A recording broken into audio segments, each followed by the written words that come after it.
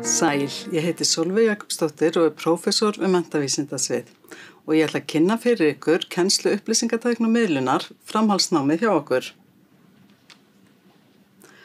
Af hverju ættu þið að sækja hjá okkur að velja þetta svið eða koma námskeið á okkar vegum?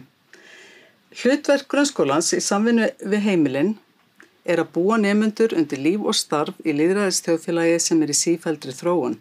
Og tæknin æ stærri hluti af þeirri þróun og hefur rík áhrif á líf, störf og nám fólks.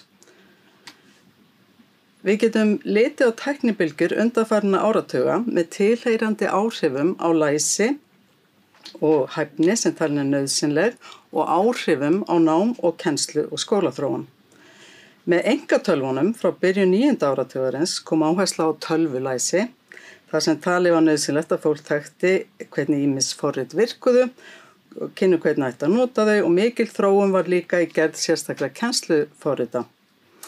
Með internetinu og síauknum aðgangi á upplýsingum varð upplýsinga- og miðlalæsi sett á oddinn og netnám kom til sögunar og fjarnám á netinu hófst. Með fartækninni, fartölvum, farsímum og sítengdum snjalltækjum af ýmsum toga hefur komið áhersla á stafrænt læsi og stafræna borgaravitund, þar sem við verðum að læra að virða og vernda sjálf okkur í stafrænum heimi og aðra. En með 4. iðnbyltingunni gervigreindin, vélmennavæðingin og sýndarveruleikinn að þróast og þá kemst meðal annars sköpunarlæsi í forgrunn. Og sköpunarsmiðjur, sem stundum hafa verið kallað tækni eða snillismiðjur, farnar að spretta upp í skólum landsins. Á undanförnum árum hefur svo komið ný netbylgja með COVID, þar sem miklar framfarir og aukin nýting hefur orðið á netlausnum í námi og störfum. Og við erum þá farin að huga í auknum mæli að nethæfni kennar og nemenda á öllum skólastigum. En eins og þið getið ímyndað ykkur, þá upplýsingatækni og miðlun mjög spennandi rannsóknarþáttur og æ mikilvægara að efla menntun kennara á þessu sviði. Ef við skoðum námsleiðirnar hjá okkur, það eru 3 námsleiðir á meistarastigi, þannig að þeir sem hafa lokið 180 einingum í bakkalársprófi geta sótt MEd eða MT námsleið. Og MEd-próf, það 120 einingar og þar af 30 eininga meistararitgerð, en MT 120 einingar einnig en án meistararitgerðar. Síðan líka hægt að sækja viðbótardiplómu með 60 einingum. En það þá skipting eftir menntunarbakgrunni umsækjenda, þeir sem hafa tekið B1-prófið sitt og eru í 5 ára kennaranáminu, og síðan eru þeir sem hafa lokið BS eða B-námi og eru þá að taka kennslufræði grunnskóla og síðan eru kennarar með leyfisbréf sem eru þá 3. hópurinn hjá okkur. Hvað snýst námið? Námið bæði fræðilegt og starfstengt og í nánum tengslum við vettvang og það þýðir að bæði fara kennaranemar í grunnskóla að æfa sig og kennarar í grunnskólum taka þátt í kennslu námskeiða á menntavísindasviði. Uppbygging námsins þannig að það kjarni sem byggir upp almenna hæfni kennara og síðan erum við með sérhæfingu sem felst í að kennaranemar taka námskeið á sviði upplýsingatækni og miðlunar og síðan frjálst val en fjöldi þeirra eininga fer eftir námsleiðunum.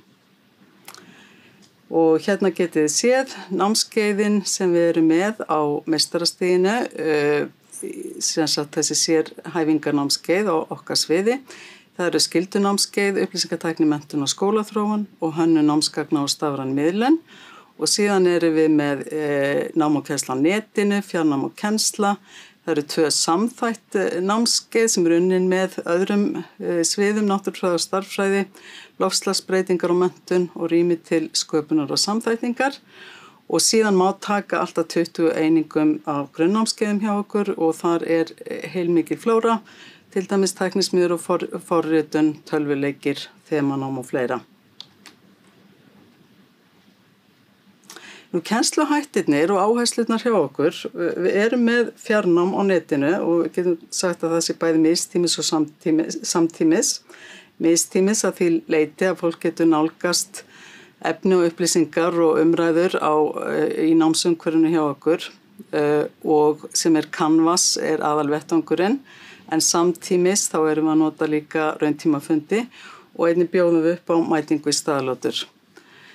Við erum svolítið að fjalla stafræna tækni og fást við nýsköpun, það sem reynir á stafræn verkfæri og stafræna lausnir og áhersla lögð á samskipti og samvinnu, samfélagsuppbyggingu og gagnrýna umræðu og tengsl við starfssamfélög og starfsþróun. Og þarna sjáum við á myndinni, erum við með svokallaðar mentabúðir, það sem að nemendur að skiptast á að vera í kennara- og nemendahlutverki.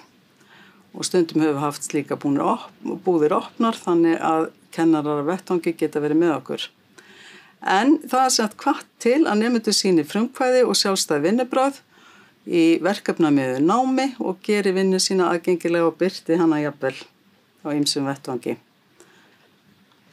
Hérna getið þið séð ýmis konar námsþætti og verkefni sem að hafa verið í gangi í gegnum tíðina í námskeiðunum hjá okkur og sem ég ætla ekki að tíunda en kannski bæta þarna við að við erum með rannsóknastofu í upplýsingatækni og miðlun, við sem stöndum að kennarar á sviðinu og stundum erum við með verkefni sem að tengjast rannsóknar og þróunarverkefnum á okkar sviðum. Nýleg dæmi eru matsrannsóknum spjaldtölvur í grunnskóla og þýðingar á verkfæri til þess að meta stafræna hæfni, evrópsku verkfæri. Það í boði hvatningarstyrkur fyrir kennaranema í 120 eininganámi sem geta sótt alltaf 800.000 króna styrk frá ríkinu. Fyrir hlutin greiðist þegar 90 einingum lokið en sá seinni þegar náminu lokið. Og einnig möguleiki á launuðu starfsnámi á síðasta námsárinu. Og þá geta nemendur á sínu lokaári stundað launastarfsnám og það felst þá í að nemandinn leitir að eða sækir auglýst starf í grunnskóla og fær greitt laun eftir kjarasamningi. Og ræður þá sig til starfa með að minnstakosti 50% starfshlutfall í 1 ár en þá samhliða að stunda nám í námskeiðum.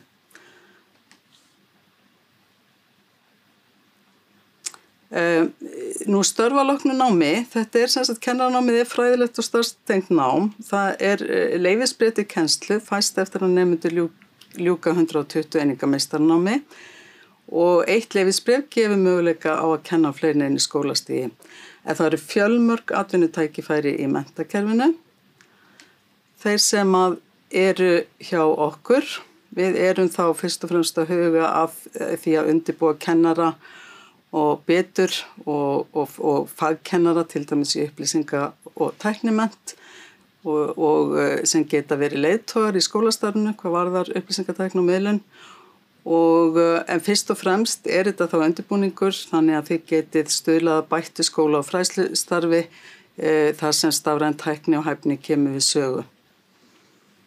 Og ég get ekki ímyndað mér annað en að það verði síaukin eftirspurn eftir fólki með slíkan bakgrunn miðað við þróunina. Þá bara segi ég komdu að kenna og taktu þátt í að búa nemendur vel undir líf og starfi lýðræðisþjóðfélagi sem í sífelldri þróun. Og þú getur skoða upplýsingarna hérna á netinu, nota netspjallið og tala við nemendur námið. Við hlökkum til að heyra frá þér. Takk fyrir.